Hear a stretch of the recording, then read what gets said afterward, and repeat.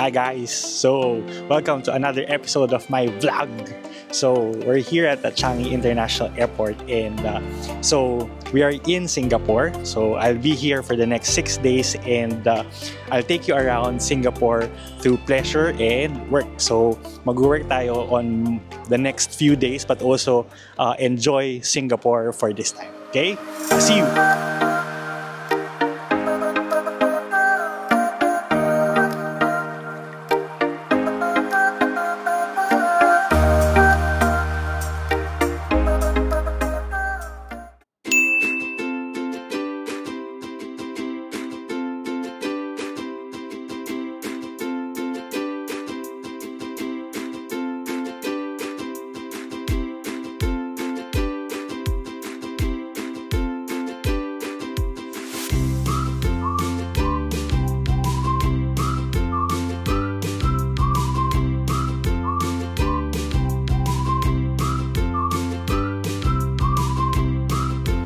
So guys, papunta tayo sa Mabuhay Lounge. Ayan ang Mabuhay Lounge ng Philippine Airlines. Okay.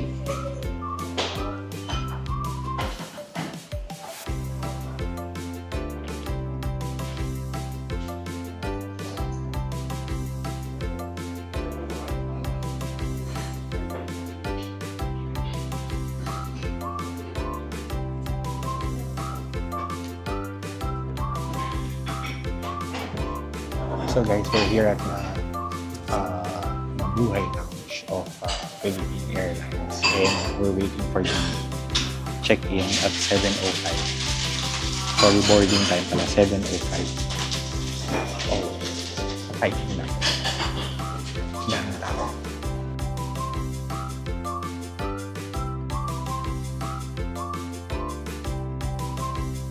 Yan guys, yung seasonal fruits.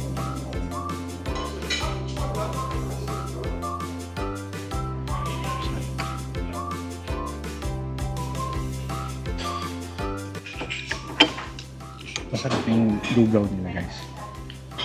Okay lang. Feeling ko kasi masyado siyang maraming chicken. Yung chicken niya, yun yung nagpapasarap dun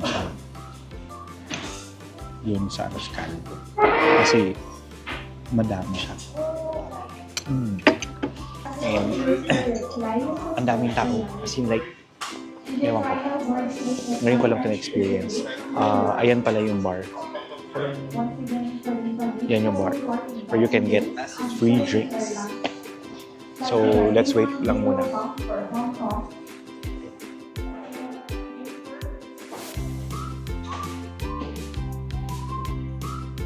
Bye!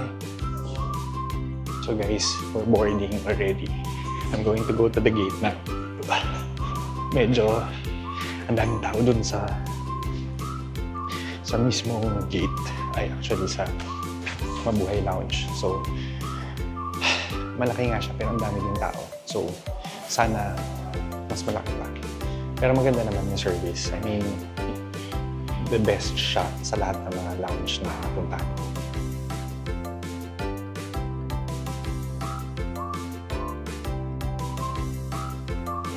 Ang daming tao dito sa airport guys. I don't know why.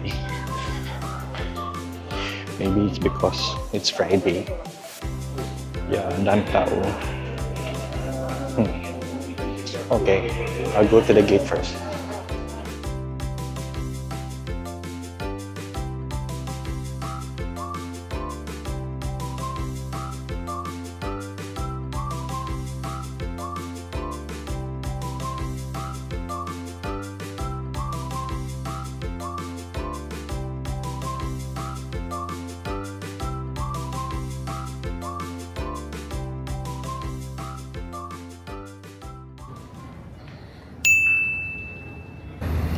So guys, yan yung immigration nila. Ang galing, di ba? Wala nang tao. Wala nang tao kung hindi puro ng mga machine. Papasok ka na lang dyan, tapos exit. Ganun na lang siya kabilis. Diyos ko Lord, kaya naman natin siguro sana to, di ba? Okay. So guys, welcome to another episode of my vlog. So today, nandito tayo sa Changi International Airport and nandito tayo sa Singapore. So guys, I'll be here for the next 6 days. So I'll take you to a side of leisure and also work dito sa Singapore. Okay? So yeah, I'll see you.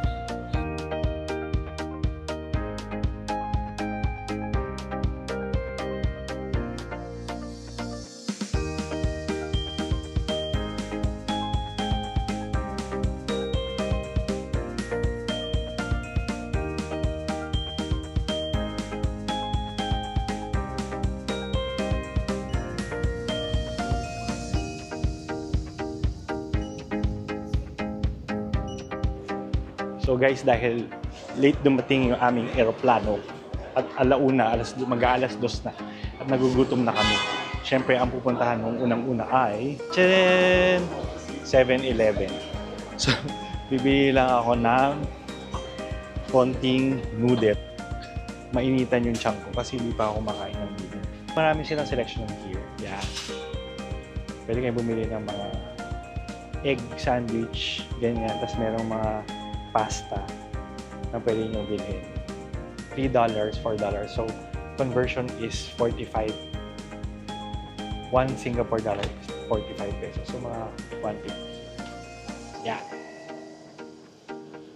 Tapos yan. Daming inumin. So, guys, this is my room. So, this is in Mercure. So, as you can see, so pagpasok mo, it's a loft. It's a loft. Yan siya. So, pagpasok mo, it's already here, the CR. Nandito yung shower. Then, ito, separate yung mismo bathroom, yung toilet. Then, you can see at the side yung hanger. And then, there's a iron. Then, yung, yeah. Okay, so yan siya.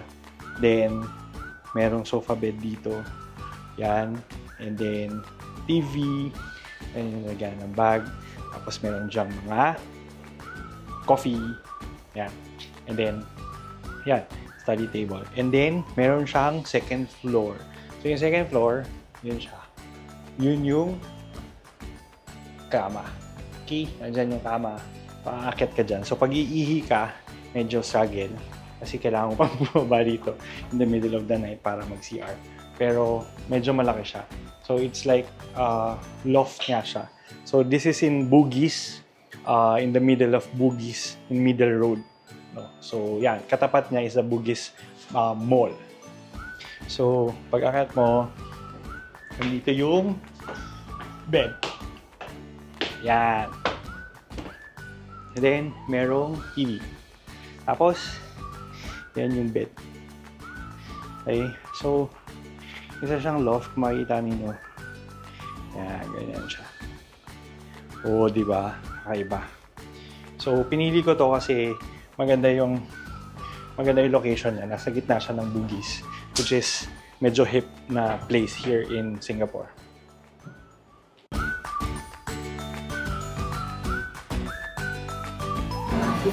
This is my breakfast, guys.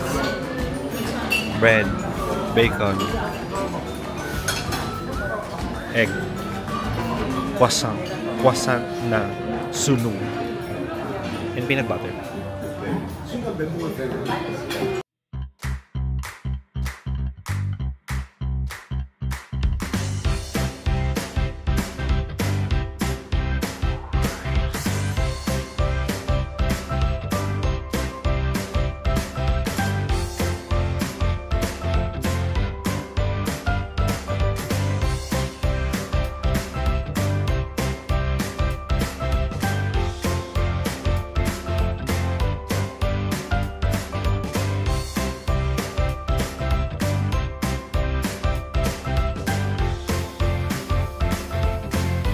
Hi guys, good morning. So today I'm going to have a Singapore city tour.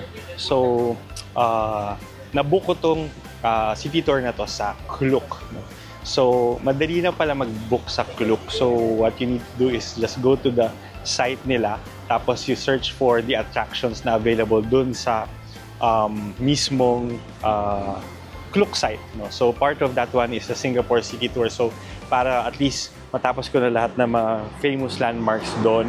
So I think this one is around 1,400 pesos. So meron siyang option na if you want to go to continue dun sa Singapore Flyer and Gardens by the Bay, pwede din siya. So yan, so ganon, okay? So yeah, maganda yung experience with Klook. I would suggest for the first timers na you avail of this Singapore City Tour para at least mapuntahan mo na yung mga famous site dito sa Singapore. Alright? So, pakita ko sa inyo yung mga pupuntahan namin. Alright? Let's go!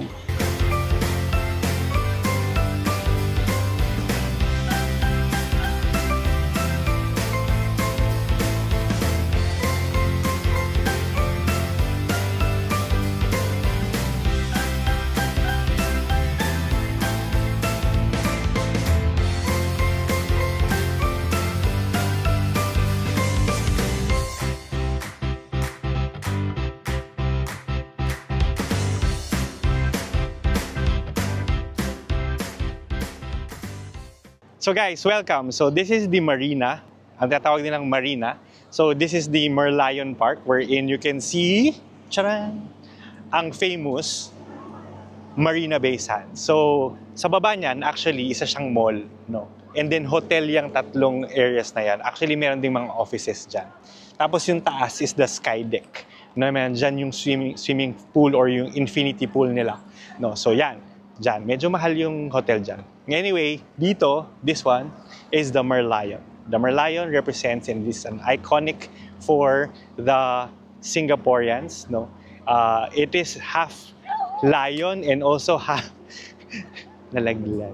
Half lion and half mermaid. No, so unique siya in Singapore. And kung makikita mo, siya ay ano yun? Nagtatapon ng water. Water represents money and wealth for the Chinese. So, yun daw siya. Okay? So, yeah. So, daming tao kung makikita ninyo, maraming mga mixed nationalities dito. At merong mga nagra-run. Tapos, actually, ito, yan.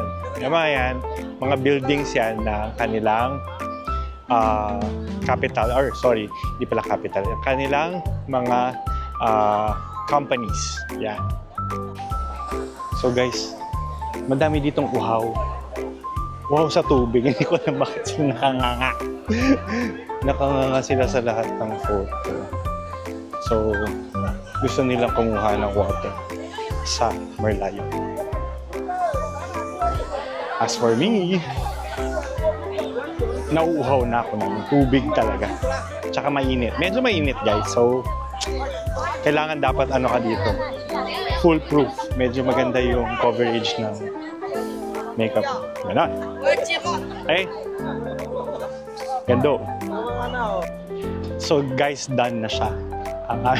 25 minutes. So you need to go back doon sa bus. Kasi nga baka iwanan kami ng tour. Yun. Very touristy. Ang daming tao actually in the morning.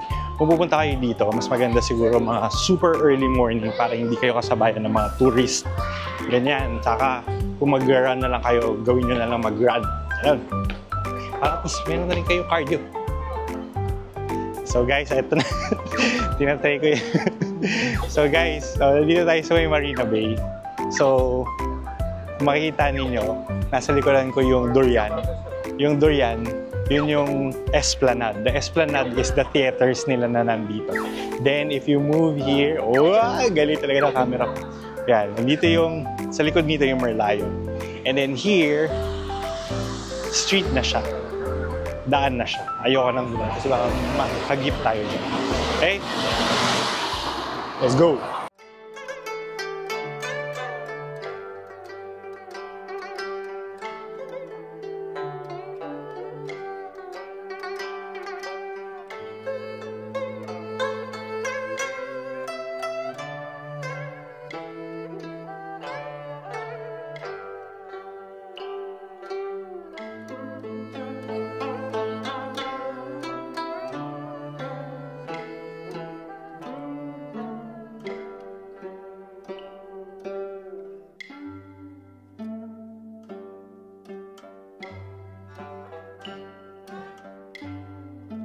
So guys, medyo umulan. So sabi nga nila, Singapore is a bit unpredictable in terms of weather. So minsan, mainit na mainit, sobrang init, and then it will be rainy na afterwards. So ganun yung nangyari kanina. So we went to the Chinese temple, and then while on the road, bigla na lang umulan papunta ng Gardens by the Bay. But basically, yeah, so kailangan dapat pagka lalabas kayo, prepared kayo sa weather. That's why wear some light clothes, pwede dry fit, lalo na kung pawisin kayo. Tapos nun, also carry an umbrella, okay?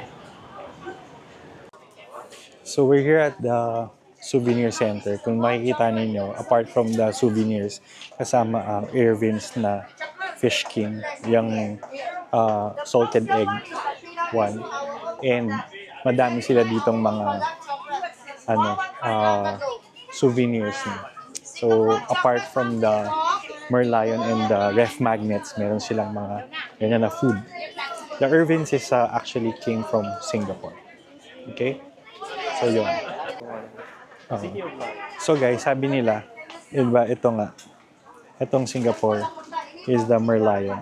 It's a half lion and a half fish. Hindi siya mermaid. Sabi ko kanina mermaid. Sabi nila, yun daw yung unang nakita ng prince when nandito siya sa Singapore. Nakita niya. And it's a, ngayon, palaisipan kung it's a tiger daw or is it a lion that they saw in during that time. Okay? And yeah. Kasi dati yung kaya pala siya fish, half fish kasi it's a fishing village before. That's why kalahati siyang fish at saka kalahati siyang lion, ganun. Okay? So that's the icon of Singapore na now. So guys, this is the Singapore Flyer, the biggest Ferris wheel that they have. Actually, pwede ka dyan sa loob na dinner and pwede mong ipasok. Medyo mabagal siyang gumagalaw. Hindi siya yung parang Ferris wheel na mabilis, no? Pero ito, mabagal siya. Kaya you can see the view of the whole Singapore. And separate yung package. Hindi ako magaganyan kasi boring. Joke lang. So guys, we're going back to the hotel. Now, okay naman yung tour. Sabi nga namin, pwede naman na, actually pwede mo siyang puntahan ng sarili mo if you have time. Kasi yung mga places naman to visit are quite normal and typical. So, yeah. So, kung may time kayo, then go and explore the city tour on your own. Kasi pwede naman siya ma-access through your public transportation, no? Like the Merlion Park, the Marina Bay Sands, the Gardens by the Bay. Okay? So yeah.